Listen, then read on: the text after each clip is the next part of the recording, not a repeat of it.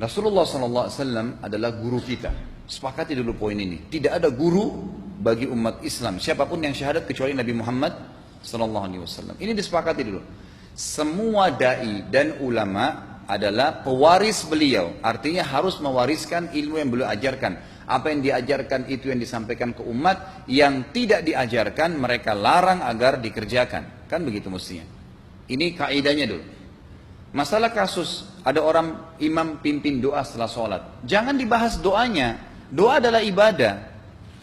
Tapi begini, sebelum anda kerjakan satu ibadah, tanya, saya mau ziarah kubur. Jangan ziarah kubur sebelum anda tanya bagaimana Rasulullah SAW ziarah kubur, agar jangan anda buat-buat ziarah kubur itu. Adanya orang taruh kembang di kuburan, siram air, buat batu nisan, pasang lampu, baca zikir-zikir di sana. Karena dia mau ziarah kubur semaunya sendiri.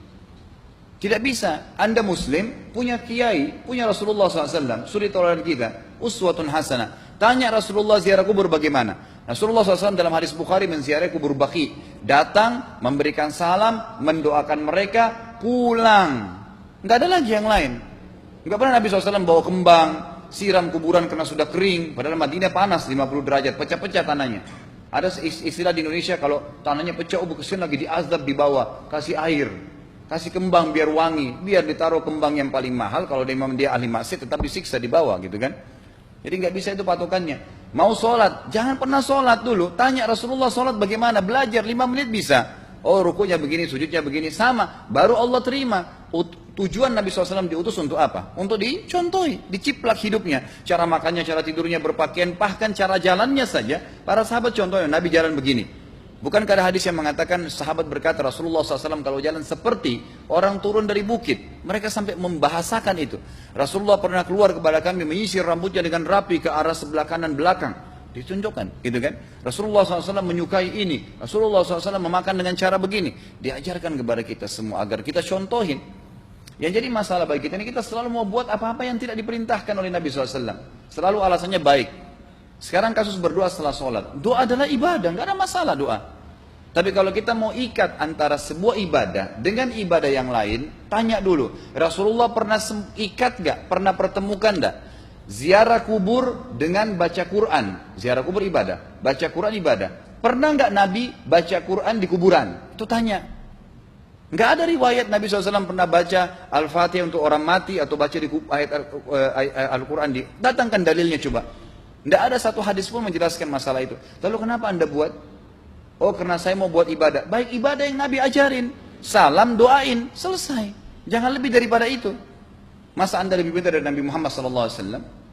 Habis sholat, memang paket yang Nabi tawarkan, yang beliau selalu kerjakan adalah zikir. Setelah sholat, dengan zikir sholat yang sudah masyhur, istighfar, kemudian baca Allahumma antas salam, sampai membaca ayat kursi, al-ikhlas, al-falaq, an-nas, baca subhanallah, alhamdulillah, Allah akbar 33 kali, sampai terakhir baca, digenapkan la ilaha illallah wahdahu la syarika. Selesai itu semua hadis Nabi SAW menjelaskan setelah sholat, Rasulullah SAW langsung berdiri. Memang beliau tidak pernah berdoa habis sholat waktu itu. Memang begitu. Bukan doanya yang jadi masalah, bukan. Karena Rasulullah tidak kerjakan, jadi kita tidak kerjakan. Saya tekankan dalam pengajian saya, kalau anda punya hajat berdoa, berdoalah setelah sholat ba'diyah. Insya Allah aman. Karena sudah lepas dari paket yang Nabi tentukan. Selama Rasulullah SAW sudah mencontohkan dan memerintahkan sebuah perbuatan, ditentukan tempatnya, jumlahnya, waktunya, jangan pernah dilanggar. Habis sholat bacalah subhanallah 33, alhamdulillah 33, Allah akbar 33. Jangan anda bilang saya bisa baca 100. Loh Rasulullah suruh 33 kok. Ditentukan, jangan lebih pintar. Nanti setelah sholat, jangan ikutkan dengan paket rangkaian sholat ini. Di luar waktu sholat anda membaca 100 silahkan. Karena nggak ada penekanan di situ. Kalau ada penekanan waktu, tempat, dan jumlah, jangan dibantah. Anda pengikut Rasulullah atau bukan gitu kan? Harus jadi jelas. Yang membuat umat ini di Indonesia juga jadi masalah sekarang, karena mau buat sendiri. Semaunya sendiri. Kenapa akhi, kenapa Pak Kiai, kenapa Habib, kenapa Ustadz, kenapa buat ini? Bukankah Rasulullah tidak mencontohkan? Oh nggak apa-apa, ini kan baik. Loh, kalau semua orang berkata seperti anda, apa yang tertinggal dari agama kita? Kira-kira apa lagi yang tertinggal? Nggak ada kemurnian agama, karena semua orang mau buat semaunya. Gitu kan? Semaunya sendiri. Pindah rumah, baca berzanji. Apa itu berarti sejarah Nabi? Kenapa baca berzanji saudaraku? Rasulullah waktu pindah rumah pernah baca-baca gitu nggak? Nggak pernah. Kenapa dibuat? Anda muslim bukan? Muslim. Ya saya harus ikuti. Kalau tidak akan terus ini mengakar nih. Anda buat satu bid'ah sekarang, bid'ah itu lawannya sunnah. Anak Anda akan buat 10 bid'ah, cucunya akan buat 100 bid'ah, akan banyak bid'ah merakar di masyarakat, dan agama akan ditinggalkan. Kemurnian sunnah akan hilang, gitu kan? Ini bahaya. Ingat, Nabi SAW mengatakan kepada kita dengan hadis yang sangat jelas. Hadis sahih riwayat Imam Ahmad bunyinya begini. Semoga Allah merahmati umatku yang menukil dariku seperti apa yang aku ajarkan atau sebutkan. Sampai ulama hadis mengatakan Nabi ucapin habis sholat astagfirullah, maka sahabat tidak ada berani yang menambah azim. Enggak ada sahabat yang bilang astagfirullah azim habis sholat, enggak ada. Astagfirullah saja karena Nabi ucapin itu. Mereka mengakui tidak lebih pintar daripada Nabi SAW. Kenapa kita harus tambah? Astagfirullahaladzim, wali walidayya, wali muslimin, panjang. Dari mana ini semua? Ditambah-tambah, diembel-embelin, kenapa? Akhirnya keluar dari ajaran Nabi Muhammad SAW. Ini masalah gitu kan? Kenapa harus dilakukan? Peringatan maulid Nabi sudah sering saya ingatkan. Anda tanya semua yang buat maulid, kapan maulid itu sejarahnya ada? Semua buku sejarah menjelaskan tahun 230 Hijriah. Nabi meninggal tahun berapa? 11 Hijriah. Gitu kan? 11 Hijriah. Lalu kenapa harus ada dilakukan? Dan dari mana sejarahnya? Yang membuat pertama adalah orang-orang Syiah. Sejarahnya jelas dari Fatimiyah. Semua buku sejarah sepakat mengatakan bahwasanya maulid munculnya di zaman Fatimiyah. Dinasti Fatimiyah, orang-orang Syiah di Mesir, gitu kan? Dan mereka punya 6 macam maulid yang sampai hari ini masih dikerjakan di Iran. Ada maulid Nabi SAW, Hasan, Husain, Ali, Fatimah, dan raja mereka. Sampai hari ini masih ada.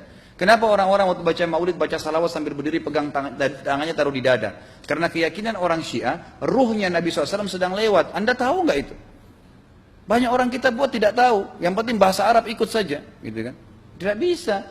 Nabi SAW tidak pernah rayakan. Pernah ada yang bilang sama saya, Ustaz, kan Nabi SAW pernah bilang, waktu ditanya tentang puasa Senin, beliau mengatakan hari itulah aku dilahirkan. Terus kenapa? Berarti boleh merayakan ulang tahun hari Senin, gitu kan? Tidak. Nabi SAW cuma menginformasikan bahwasanya beliau lahir di hari Senin. Dan beliau tidak pernah ngumpulin sahabat untuk baca bersama-sama, merayakan hari lahir beliau, tidak pernah. Kalau itu benar, Nabi nggak bakal tinggalkan kok. Ibnu Katsir rahimahullah, garis bawahi poin ini.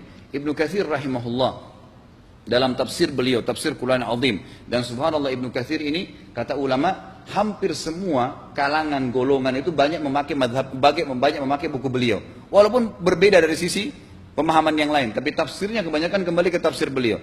Beliau mengatakan tafsir surah Al-Maidah ayat 3 yang bunyinya a'udzubillahi minasyaitonir rajim, al-yawma akmaltu lakum dinakum. Hari ini saya sempurnakan agama kalian, kata Allah. Ya. Wa atmamtu alaikum nikmati, saya sempurnakan nikmatku pada kalian, artinya tidak butuh yang lain. Wa raditu lakumul Islam madina, saya ridha Islam sebagai agama kalian. Kata beliau, ayat ini turun menandakan dan memastikan bahwasanya Nabi Muhammad SAW tidak meninggal dunia kecuali sudah mengajarkan semuanya, yang hitam, yang putih, yang gelap, yang terang, yang susah, yang muda, ya, semua dijelaskan. Siapa, kata beliau, yang menganggap masih ada sesuatu yang harus ditambahkan setelah Nabi SAW meninggal dan turun ayat ini, maka dia adalah ahli bid'ah. Dia orang yang membuat-buat agama. Nabi sudah ajarkan semua, selesai.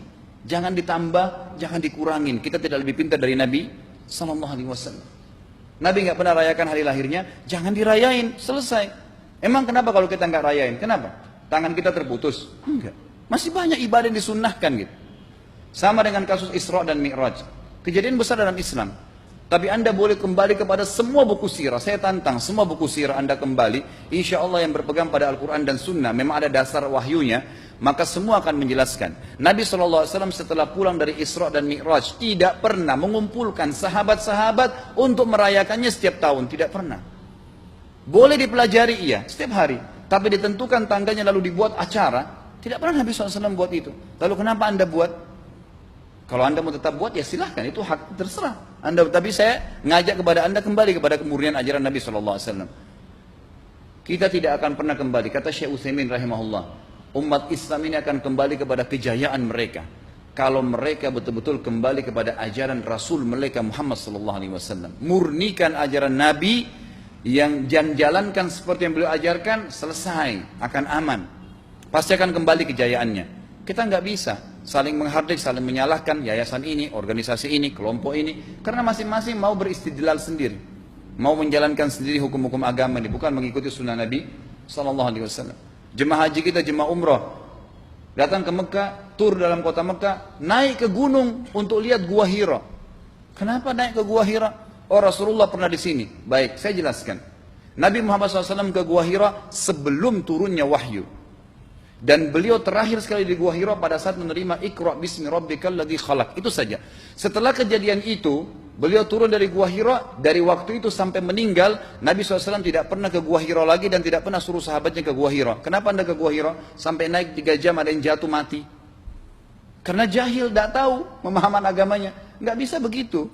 Cukup dikenang iya. Kecuali Nabi SAW suruh, datangilah Gua Hira. Ya silahkan. Gitu kan? Kalau enggak, kan begitu. Masalah Isra Mi'raj, saudaraku, kejadian besar. Ambil ibrahnya, yang penting ilmunya. Oh, salat 5 waktu, kejadiannya pernah gini. Ada kebesaran Allah, ambil pelajarannya iya. Yang Nabi tidak contohin, maka jangan dikerjakan. Hanya itu saja. Zikir bersama, di sini ditanyakan juga zikir bersama.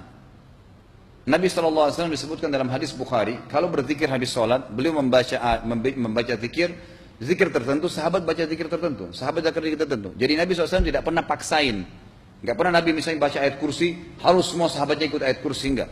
Nabi SAW baca ayat kursi, si fulan baca al-ikhlas, si fulan baca subhanallah, masing-masing. Dan ingat, Allah SWT mengatakan apa? Tentang masalah zikir dan doa ini. Ya. Dikatakan, ya, kita harus berdoa kepada Allah, ya, wadunal jahri minal qawli bil gudui wal asal, wala takum minal ghafilin. Berdoalah kalian, berzikirlah kalian dengan doa kalian, dunal jahri minal qaul, tidak dengan teriak-teriak. Allah berfirman dunal jahr, tidak teriak-teriak, ya. Dan janganlah kalian menjadi orang-orang yang lalai. Makanya pernah ada sahabat, waktu Nabi SAW berkata begini, dalam hadis Bukhari juga, waktu pulang dari salah satu perjalanan, kalau kalian sedang menukik, kuda unta lagi menukik, bertakbirlah, bilang Allahu Akbar.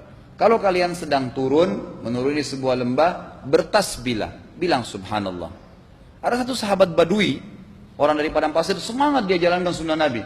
Waktu kudanya lagi naik, Allahu Akbar, dengan suara keras dia teriak. Jalankan sunnah kan? Tapi teriak ya.